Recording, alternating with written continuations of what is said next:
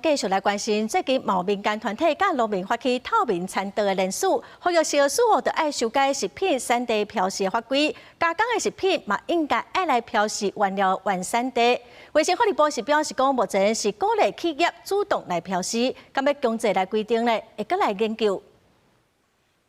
最近體檢油的問題一直發燒，引起民眾對食品安全的關注。就民間團體發起透明產地連署活動，呼籲消費者愛修改食品產地標示法規，規定加工食品攏愛標示原料的原產地。民團指出，親像外國進口的菜頭，經過加工變做菜頭粿了後，產地就會使標示做台灣，可能會讓消費者誤解，嘛損斷國內農民的權利。原物料的來源國的標示，可以確保就農漁民的生存生計，那同時也確保就是消費者的這個食安，那也讓這個誠實的業者他願意使用台灣的原料，支持這個台灣的產品。進口花生很便宜，那本土花生貴一點，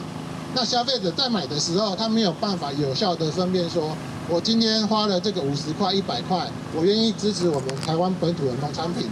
可是他買的卻